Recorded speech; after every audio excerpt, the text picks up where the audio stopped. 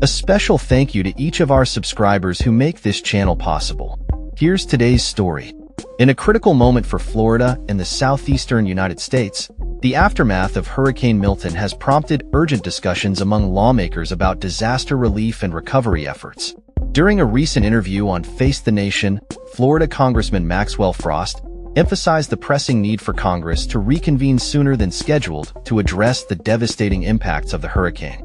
With over 60 Democratic lawmakers advocating for immediate action, Frost's call to expedite the legislative process is echoed by many in the affected communities. The congressman highlighted that while FEMA currently has resources available, the unpredictability of the ongoing hurricane season necessitates proactive measures to ensure that aid is readily accessible. Why leave it up to chance when we can ensure that FEMA has the resources it needs? He stated, underscoring the urgency of the situation. As the youngest member of Congress, Frost has also been actively engaging with young voters, aiming to revitalize their interest in the political process.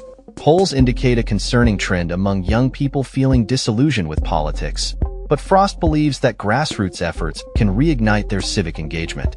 If they step away from their civic power, there are people who don't have their best interests at heart who are more than happy to step into that power for them, he warned, advocating for a collective responsibility among leaders to inspire youth participation in the upcoming elections.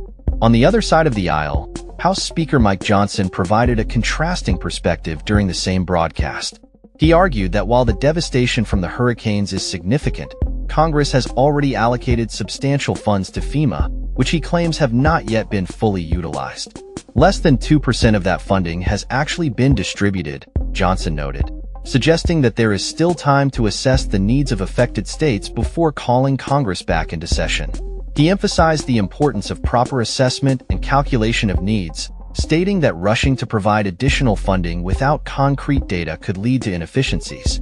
Johnson's comments reflect a broader Republican strategy that prioritizes fiscal responsibility and thorough evaluation of disaster impacts before committing further resources.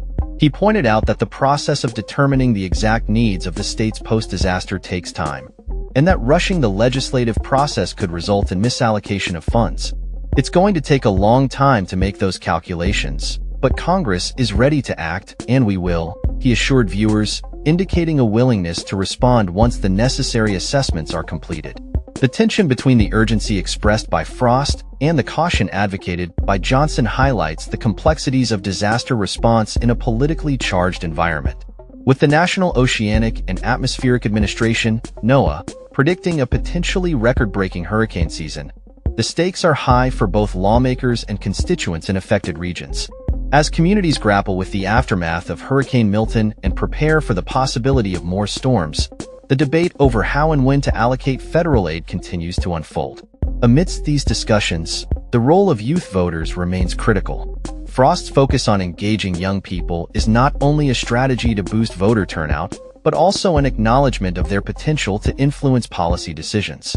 As the election approaches, both parties will need to consider how they can effectively communicate their plans for disaster relief and recovery to a generation that is increasingly skeptical of traditional political processes.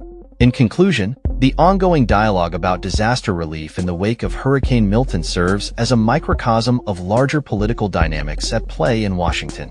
With the clock ticking and hurricane season still underway, the question remains: how will Congress balance the need for immediate action with the necessity of thorough assessment? As lawmakers navigate these challenges, the voices of those affected by the storms, as well as the youth who will inherit the consequences of their decisions, will be crucial in shaping the future of disaster response policy. That's all for this story.